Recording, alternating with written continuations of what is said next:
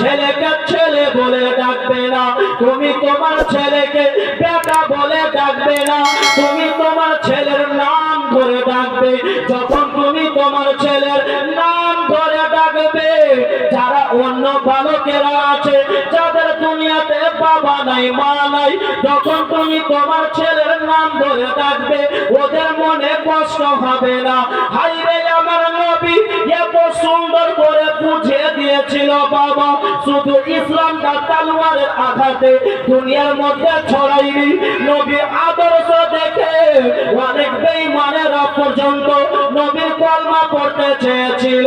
হাইরে আমার নবী, যেই নবী না হলে আসমান সৃষ্টি হতো না, জমিন সৃষ্টি হতো না, যেই নবী না হলে পর্বত লৌহ কলম সৃষ্টি হতো না, ওই নবীকে কেমন করে ভুলে যায়? ও বেরাদার বন্ধুগণ, বাবা গো শুনুন ঘটনা খানা, যেমন কথা খানা বলতে নাই বাবা, ওই সাহাবী রাসূল আমার নবীর কথা শুনে নিল।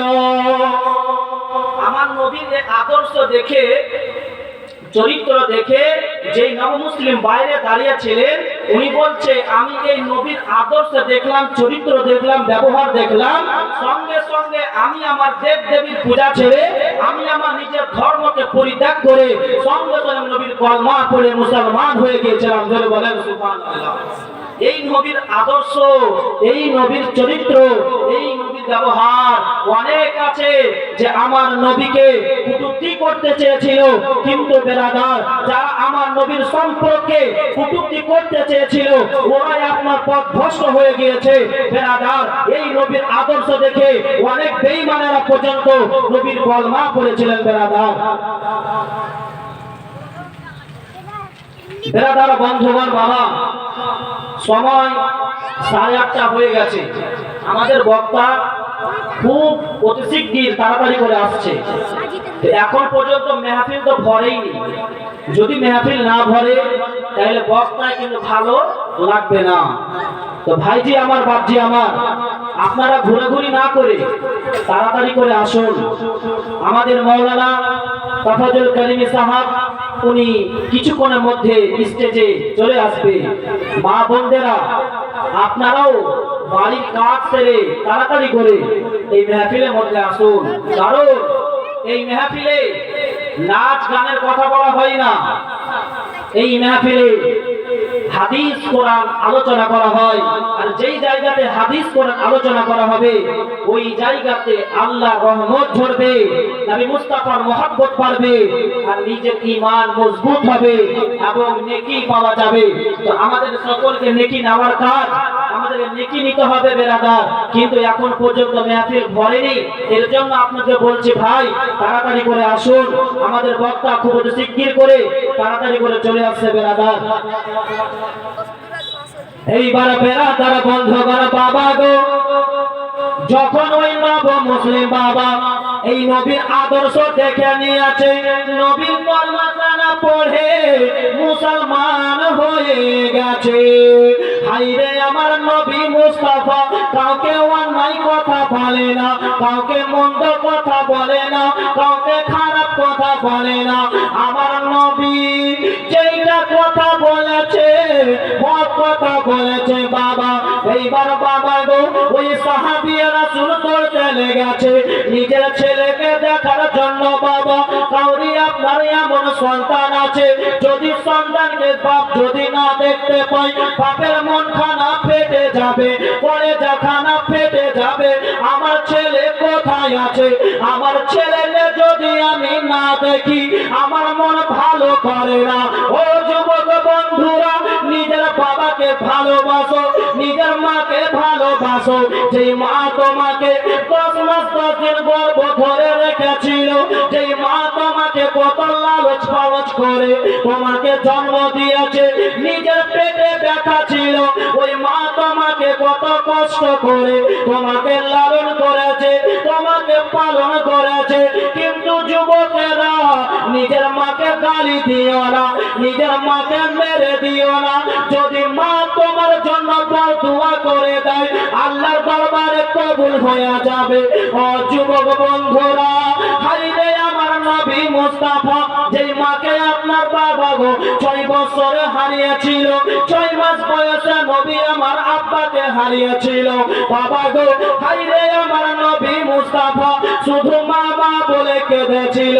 কেমন বাবার স্নেহ হবে আমার নবী নিজে পাইনি বাবা, কেমন নবীর কেমন বাবার আপনার আদর যত্ন হবে আমার নবী মুস্তাফা পাইনি বাবা। ও বেরাদার, এখন পর্যন্ত অনেক ছেলে আছে, অনেক আমার যুবকেরা আছে, বিবির কথা শুনে নিজের মাকে গালি দেয়, বিবির কথা শুনে নিজের বাবাকে গালি দেয়। বাবাকে মাকে কষ্ট দিও না, বাবা মাকে ভালোবাসিও বাবা। যদি মা যদি তোমার জন্য দোয়া করে দেয়, খোদার কসম করে বলছি বাবা, সেই দোয়া আল্লাহ রাব্বুল আলামিনের কাছে কবুল হয়ে যাবে। যদি মা দোয়া করে অবশ্যই আল্লাহ রাব্বুল আলামিন সেই দোয়াটা কবুল করবে। কারণ সেই মা তোমাকে 10 মাস 10 দিন গর্ভে রেখে কত কষ্ট করে তোমাকে জন্ম দিয়েছে। যদি মা জন্ম না দিত তবে বলেন আমরা কিছু দুনিয়াতে আসতাম না। কিন্তু বেরাদার, আজকের জামানাতে দেখতে পাওয়া যায় যে আজকাল মাকে বেশি গালিগালাজ করছে, মাকে লাথি মারছে, মাকে আপনার ঘর থেকে বের করে দিচ্ছে বেরাদার। কিন্তু বেরাদার, মাকে আমার নবী মুস্তাফা কত ভালোবেসেছিলেন। বাবাকে দেখতে পাইনি কিন্তু বাবার কবরে জিয়ারত করে আমার নবী মুস্তাফা বাবার কবরে কেঁদেছিলেন বেরাদার। এই আমার নবী মুস্তাফা নবীর চরিত্র ব্যবহার এত সুন্দর ছিল, যেই নবীর চরিত্র দেখে অনেক বেঈমানেরা যারা আপনার পূজা করত, যারা আপনার অনেকের কি বলে মূর্তি পূজা করত, ওনারা নিজের ধর্মকে ছেড়ে দিয়ে আমার নবীর কলমা পড়েছিল। নবীর হচ্ছে একটা এমন একটা জিনিস, যেই নবীর কলমা পড়ে নিয়েছে ওনার বেড়া পার হয়ে গিয়েছে। হযরত ঈসা আলাইহিস সালাম উনি বলেছিলেন যে আল্লাহ গো, যদি আমাকে নবী না করে যদি আমাকে শেষ নবীর উম্মত করে পাঠাতেন সবচাইতে আমি নবী বেশি খুশি হয়ে যেতাম। কিন্তু বেরাদার, আজকে সেই নবীর আজকে উম্মত হয়ে নবীর সঙ্গে কেন কটূক্তি করি, নবীর সঙ্গে কেন আমরা আজে বাজে কথা বলি?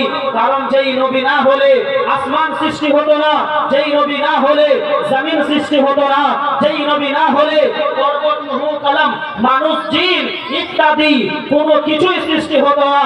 আল্লাহ বলছে যদি আমার নবীকে আমি সৃষ্টি না করতাম আমি আল্লাহ আমার পরিচয়খানা দিতাম না। জোরে বলেন সুবহানাল্লাহ।